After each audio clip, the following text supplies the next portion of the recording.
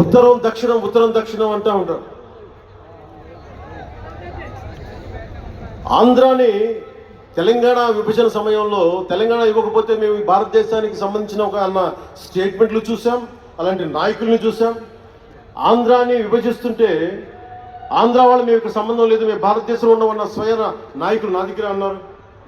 అంటే తెలంగాణ ఇవ్వకపోయినా ఆంధ్ర ఇవ్వకపోయినా విడగొట్టినా మేము భారతదేశంలో నుంచి విడిపోతామన్న మాటలు మీరు ఎలా మాట్లాడతారు? అంటే ప్రతి ఒక్కరికి కోపం వచ్చినప్పుడల్లా కట్ చేయడానికి భారతదేశం ఏదైనా కేక్ ముక్కడ్డా మీ అందరికీ? కట్ చేయడానికి భారతదేశ సమగ్రతని విధ్వంసం చేయడానికి ఒక్కడు ఉంటే నాలాంటి వాళ్ళు 10 కోట్ల మంది బయటకు వస్తారు. తస్మాత్ జాగ్రత్త. నార్త్ సౌత్ డిబేట్కి నా సమాధానం ఒకటే. ఉత్తరాదిన ఉన్నది హిమాలయాల్లో, ఉత్తరాదిన ఉన్న హిమాలయాల్లో ఉంది పరమశివుని కైలాసం. దక్షిణాదిన ఆయన కుమారుడు కుమారస్వామి మురుగన్ నివాసం. ఈ దేశాన్ని విడగొట్టే ధైర్యం సాహసం ఎవ్వడికి ఉందని నేను అనుకోను. ఆ భయం నాకు లేదు. వారు ఎంచుకున్న ప్రదేశం ఈ భారతదేశం.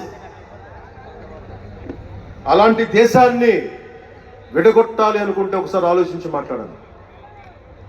భాష వేరు, భావం వేరు. మీరు బయట వారు, మేము లోపల వారం. మీరు ఉత్తరాది వాళ్ళు తెల్లగా ఉంటారు, మేము దక్షిణాది వాళ్ళు నల్లగా ఉంటామంటే మా ఇంట్లోనే ఒకళ్ళు, మా అన్నయ్య 6 అడుగులు 2 అంగుళాలు 3 అంగుళాలు, నేనేమో 5 అడుగులు 9-10 అంగుళాలు నేను. మా బంధువుల్లో అన్ని రకాల వాళ్ళు ఉంటాం. కొంతమంది నల్లగా ఉంటాం, కొంతమంది తెల్లగా ఉంటాం. ఏం చెప్తాం దీనికి? అర్థం పర్థం మాటలేంటి ఇవన్నీ? ఇలాంటి మాటలతోటి దేశాన్ని విచ్ఛిన్నం చేయకండి. రాజకీయ వైరుధ్యాలు వేరు, ఆ వైరుధ్యాలు ఉండడం సహజం. వైరుధ్యాలు ఉన్నాయి అని నెపం మీద దేశాన్ని ముక్కలు చేయకండి. దక్షిణాదినున్న సెంగోల్, ఉత్తరాదినున్న ఢిల్లీ పార్లమెంట్లో ఉంది. ఒకవేళ వైరుధ్యం వస్తే వేర్పాటువాదం విడిపోమని కాదు, అది కాదు, కలిసి పరిష్కారం వెతకమని. డీలిమిటేషన్ ఉంది యోజన. డీలిమిటేషన్ జరిగితే పార్లమెంట్ సీట్లు దక్షిణాదికి తగ్గిపోతాయి అంటే అసలు తగ్గుతాయా లేదని డిస్కషన్ పెట్టండి. దానికి నేను రూపీ సింబల్ మార్చేస్తాను, నా భాషలో పెడతానంటే అప్పుడు మేము తెలుగులో కూడా పెట్టాలి. దానికి కన్నడ వాళ్ళు కన్నడలో పెట్టాలి, గుజరాతీ వాళ్ళు గుజరాతీలో పెట్టాలి, మహారాష్ట్ర వాళ్ళు మహారాష్ట్రలో పెట్టాలి. దేనికైనా ఒక వివేకం ఆలోచన ఉండద్దా?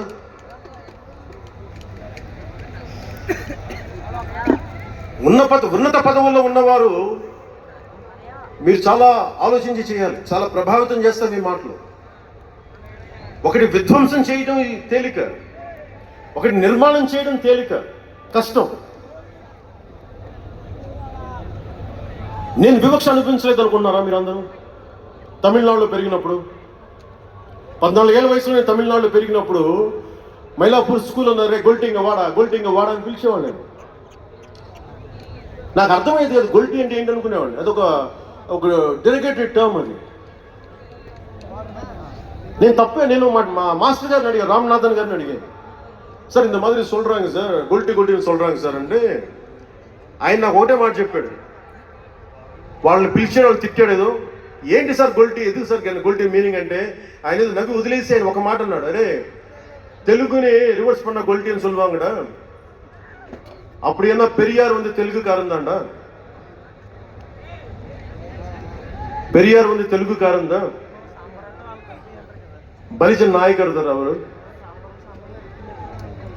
ఆ టైంలో ఇప్పుడు మన తిరుపతి రాయలసీమలో ఉండే బలిజన్ నాయుడు కులానికి చెందిన వ్యక్తి పెరియార్ గారు, తెలుగు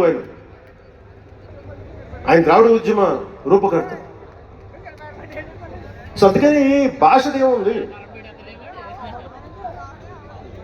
అందుకని దీన్ని పెట్టుకొని విధ్వంసం క్రియేట్ చేయడం సరైనది కాదు. నేను మీకోసం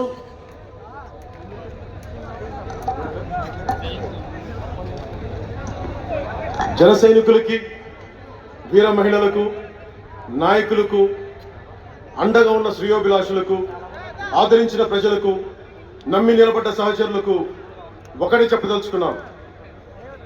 మీరే నా బంధం, మీరే నా అనుబంధం, మీరే ఈ జనసేనానికి రక్త సంబంధం. మనందరికీ ఒక కీలక కర్తవ్యం ఉంది. దాని గురించి మాట్లాడుకోబోయే ముందు కవి శేషేంద్ర వాక్యాలు చెప్పి ముగిస్తాను. ఒక తరాన్ని ప్రసరింపజేయడం అంటే ఒక తమాషా కాదు. ఒక నిండు కళల జగత్తుని మేల్కొల్పడం. ఒక దశాబ్దన్నర రాజకీయ ప్రస్థానంలో అలుపెరిగిన పోరాటం చేసిన తర్వాత లభించిన చారిత్రాత్మక విజయం అది. అందుకని మీ అందరికీ చాలా బాధ్యతగా ముందుకెళ్దాం. ఈ విజయం పుట్టుకే 100% స్ట్రైకింగ్ రేట్. అందుకే దేశం మొత్తం చూసింది. ఆ బిడ్డను మనం కాపాడుకోవాలి, చాలా జాగ్రత్తగా చూసుకోవాలి. మనందరం ఈ బిడ్డ పట్ల ఎరుకుతో ఉండాలి, బాధ్యతతో కాపాడుకోవాలి. జనసేనాని శిశువు తనని తను కాపాడుకోగలిగే వరకు మనం ఈ బిడ్డని కాపాడితే అది పెరిగి పెద్దై సమాజాన్ని కాపాడుతుంది, దేశాన్ని రక్షిస్తుంది, విశ్వశాంతికి బాటలు వేస్తుంది. అందుకే ఈ బిడ్డని మనందరం కంటికి రెప్పలా కాపాడుకుందామని చెప్పి శపథం చేద్దాం. ఒక అవతారం, దాని పుట్టుక ఎలా ఉంటుందో మహాకవి శ్రీశ్రీ కవితా పంక్తుల్లో చెప్పి ప్రసంగాన్ని ముగిస్తాం. యముని మహిషపు లోహ గంటలు మబ్బు చాటున కడేల్మన్నాయి, నరకలోకపు జాగిరమ్మలు గొలుసు తెంచుకు ఉరికి పడ్డాయి, ఉదయ సూర్యుని సప్తాహయములు నురగలెత్తే పరుగు పెట్టాయి, కనకదుర్గా చండసింహం జూలు విదిలించింది, ఇంద్రదేవుని మనపటేనుగు ఘీంకరిస్తూ సవాల్ చేసింది, ఆది సూకర వేదవేద్యుడు గుర్ఘరిస్తూ కోరసాచాడు, పుడమ తల్లికి పురిటి నెప్పులు కొత్త సృష్టిని స్ఫురింపింపజేసి, పుడమ తల్లికి పురిటి నెప్పులు కొత్త సృష్టిని స్ఫురింపించాడు. దీనిని లోతుగా ఆలోచించి ఇక మన ఆలోచన తీవ్రత, భావ తీవ్రత అన్నీ ఉంటాయి.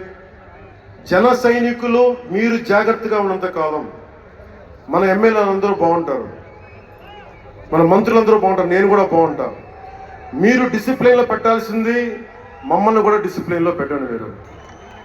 అందుకని 11వ ఆవిర్భావ దినోత్సవం ముగించుకొని 12వ ఆవిర్భావ దినోత్సవం వైపు వెళ్తున్న మీ అందరికీ వచ్చినందుకు ప్రతి ఒక్కరికి ధన్యవాదాలు తెలియజేసుకుంటూ, మీ పెద్దలకి, నాకంటే వయసులో పెద్దైన వారందరికీ నా నమస్కారాలు తెలియజేయండి, పాదాభివందనాలు తెలియజేయండి. అందరూ క్షేమంగా ఇళ్ళకి వెళ్ళండి.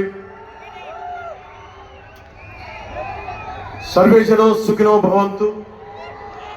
జై జనసేన, జై జనసేన, జై భారత్, జై హింద్. జాతీయ గీతం.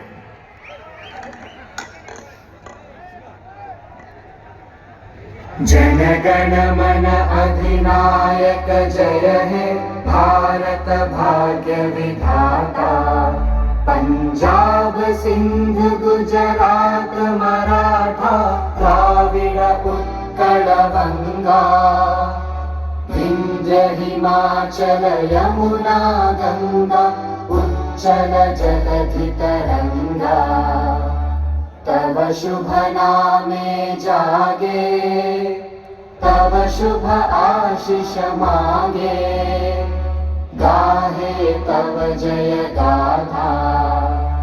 जन गण मंगलदायक जय हे भारत भाग्य विधाता, जय हे जय हे जय हे